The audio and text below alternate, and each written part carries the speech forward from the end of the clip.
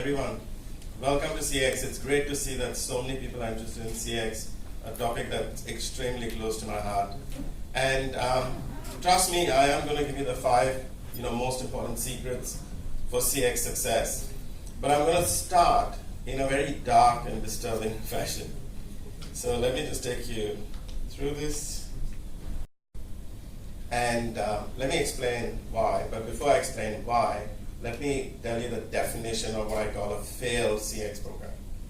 A failed CX program, in my mind, is a program that has not contributed to the bottom line. So it hasn't contributed to the bottom line in terms of increased word of mouth or recommendation, increased loyalty, increased growth. And trust me, there are a lot of CX programs out there that will fail and have failed. And as dark and disturbing as this sounds, like I said before, I am going to take you through the five secrets that will make your CX program a success guaranteed. To start off with, I think all of you know what NPS is, right? Does anyone not know what NPS is? No? Okay, so everyone knows what NPS is.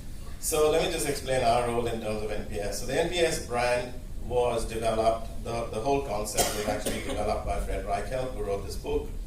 Satmetrics, who did all the analytics behind it, and Bain and Company. Outside those three groups, our organization was the first organization that was allowed to commercially and legally use the Net Promoter Score brand. And the reason for that is we had already done heaps. So we developed like 30 plus benchmarking studies, 3 national employee engagement studies. What I would strongly suggest is treat what I'm saying as a checklist for success. By all means, make notes. But if you feel like taking photographs of the slides, feel free to do that as well. So, just to explain about NPS, and I'm going to explain what I'm trying to talk to you about in stories, because that's the best way. A few years ago, I was invited to present at the NPS conference in London. And my topic, which is a topic extremely close to my heart, was the inextricable link between employee engagement and customer engagement.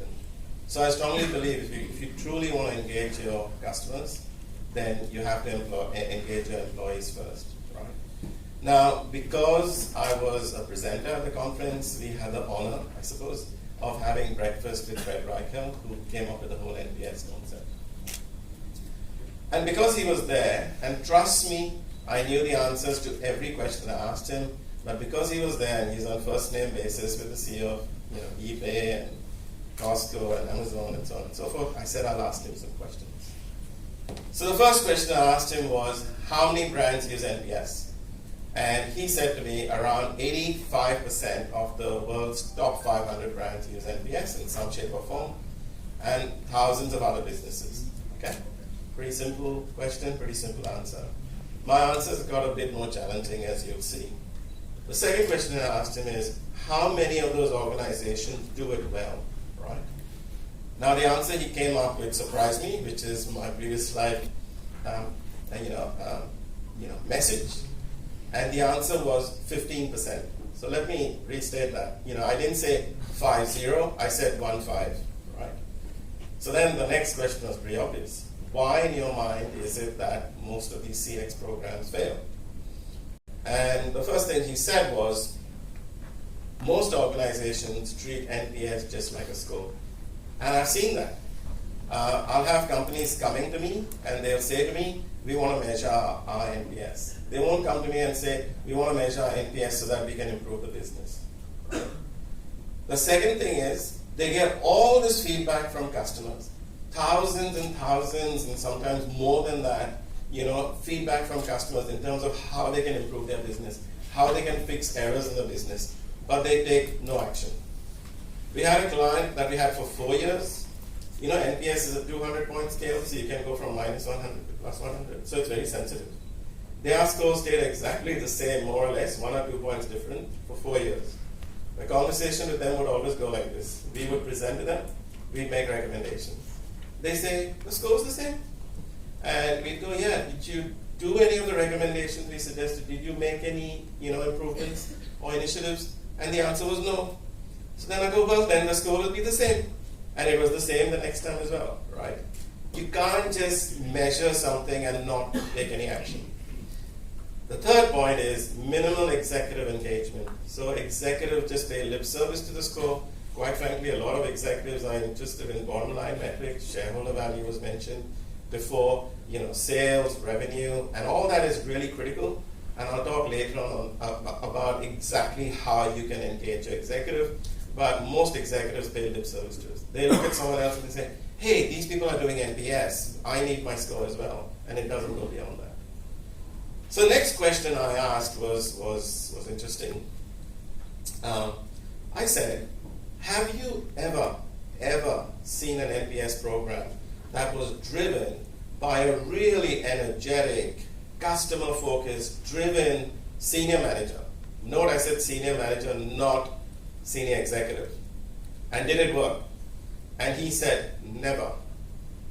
Like I said to you, I knew the answers to each and every question. I just wanted gratification, right? Our background is, like I said, we've been doing NPS for like 10 plus years now. We have achieved NPS increases in B2C of around 57 points. In B2B, I see a lot of B2B businesses here, of 90 points, right? So we know how to improve NPS. So this was in London in the rarefied air of discussing CX strategies with the top CX minds in the world, all the presenters and Fred. So from London, I'm going to take you back in time, and I'm going to bring you back to Bombay, India. I mean, I still call it Bombay, but it's Mumbai. I know, might get into trouble for saying the wrong thing. But anyway, and where I'm going to take you to is going to be surprising for most of you. You know all these terms like CX, value proposition, customer loyalty. Trust me, are not new, right? They've been here not just for decades, they've been here for hundreds of years. And they've been practiced in local markets. Let me tell you the story. So I'm not only coming back to Bombay, but I'm going back many, many years to when I was 8 years old, and the date was the 3rd of January. I won't tell you which year because that will reveal my age, right? Now, it was from a fish market in Bombay. So if someone is from Bombay, I used to stay in basically Mahim, and it was the Mahim fish market. And I want to tell you a story from there. And I want to illustrate that none of this is new. We think that because we have technology and all these fancy words and Harvard Business Review articles, it's been there, right? And let me explain this to you. 3rd of January, a day before my birthday, I'm 8 years old. I go with my grandmother to the fish market. So I'm holding her hand, and I go, and I'm very excited about this because back in the day, the markets were very exciting places. There was a lot of noise, there's a lot of kind of tamasha, colors, etc., right? So I'm all excited. And the fish market was one of my favorite places. So let me set the scene for what this fish market looked like. It had a tin roof, right? It was very hot, right? And you had these fishermongers like this, and they're standing on like a raised parapet with all the fish there.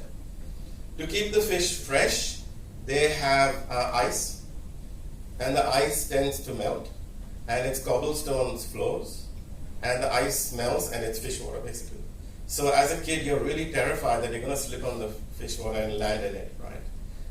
And that's what it looks like. But there's something else about this fish market. It's that it is bloody noisy, right?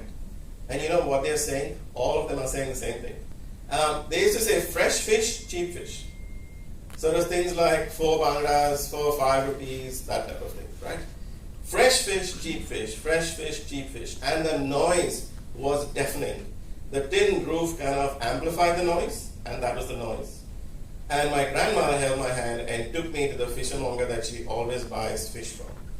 I should state here, there were 2 fishermongers in the entire market that were not yelling, fresh fish, cheap fish. Only 2, okay?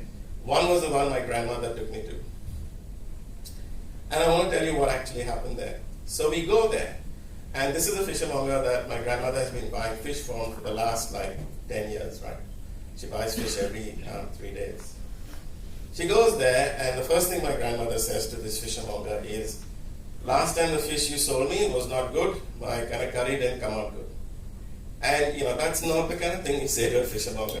So the fishermonger got really angry, and she said, no, it can't be my fish, it has to be your spices or your recipe, something that you did was bad, right? And my grandmother says, no, I've been doing this recipe for like 20 years, your fish was bad.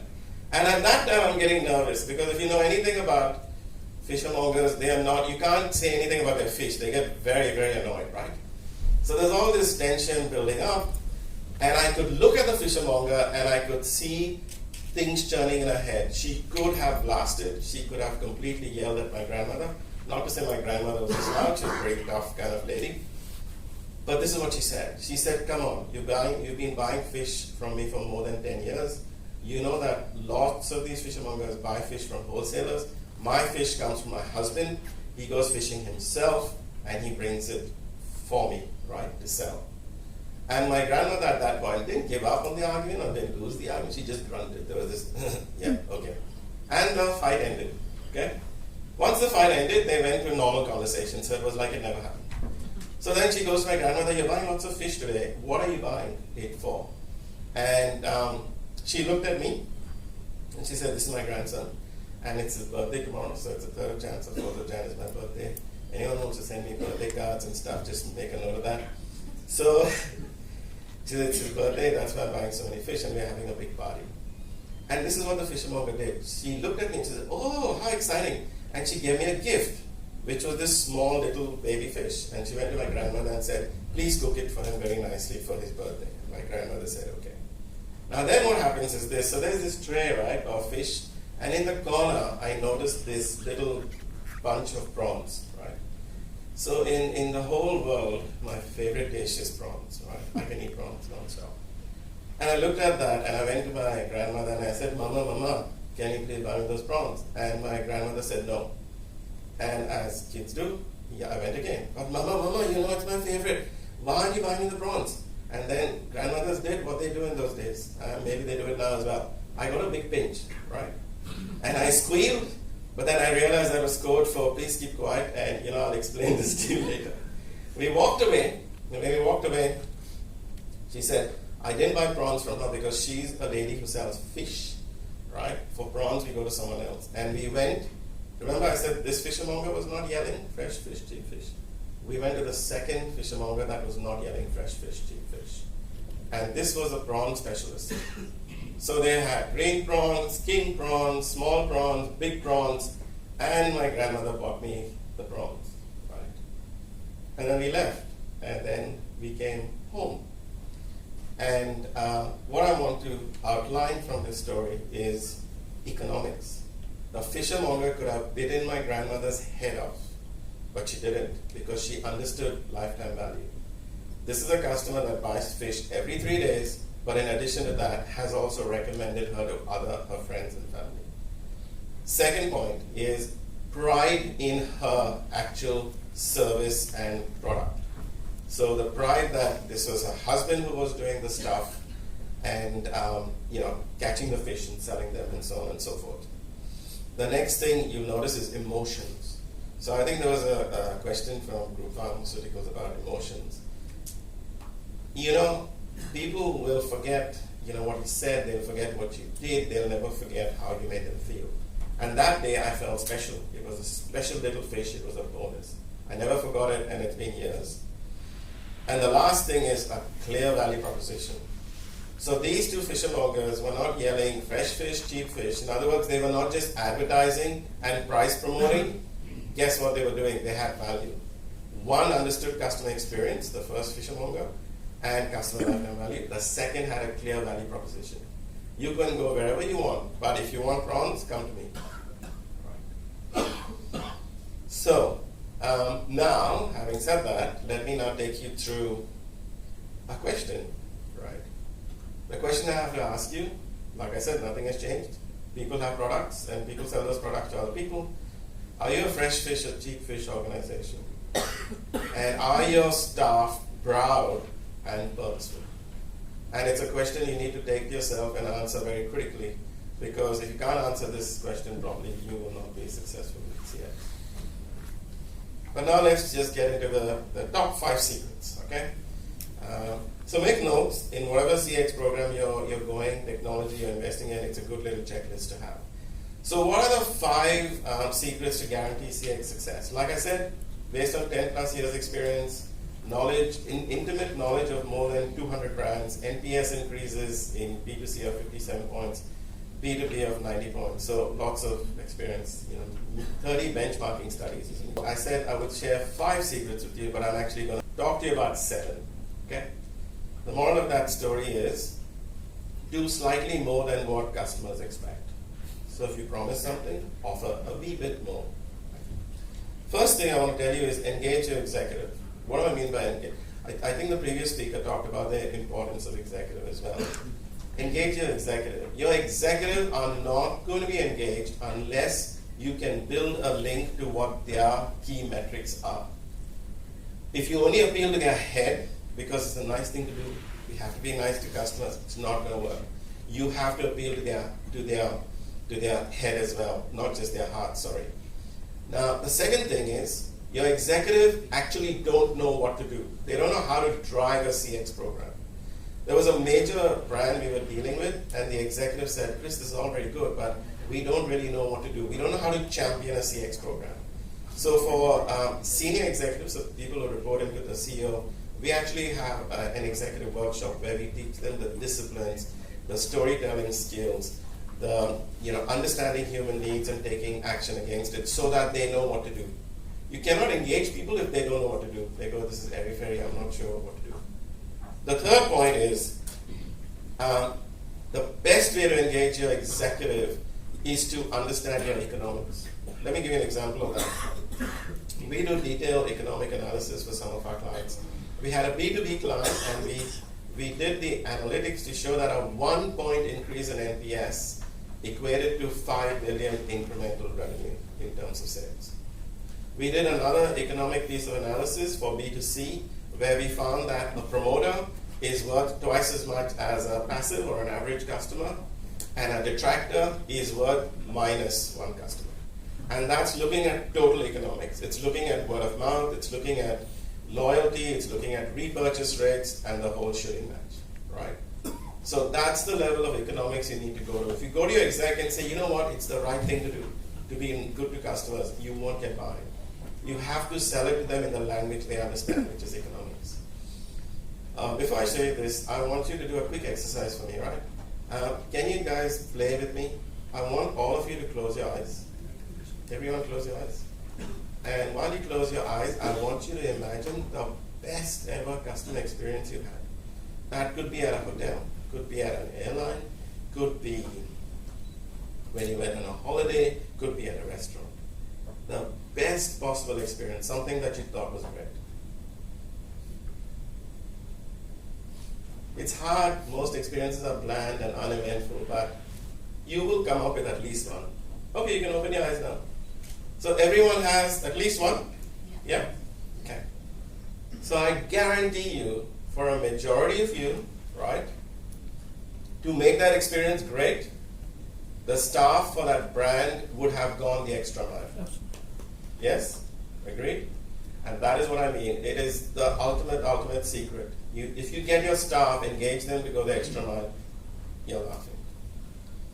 The next thing I want to talk about is strategic insights. When clients come to me and say, I just want an NPS score, in my head, the abbreviation GTF goes through my mind. You know what that stands for? Guaranteed to fail, right? If I want to just do a 2-question survey like NPS, the reason, it goes through my mind again. GTF, guaranteed to fail, right? And I'll tell you why. You need insights. At a brand level, you need insights that say, if there was only one thing we could do this month, this quarter, this year, what would that be to improve our CX? At a functional level, like call center, marketing, sales, if there was one thing we could do, what would that be? At a team leader level, so let me use a call center as an example. At team leader level, you should get to the stage where you go, at a team leader level, if there was one thing I could do, what would it be? At an individual level, like a service agent, you go, I can look at what I've done. If there was one thing I could do, what should I do? If you just work in the basis of high-level NPS organizational scores, nothing is going to happen. The next point is obvious, take action. You're going to your customers and having a strategic conversation with them, which is, you know what?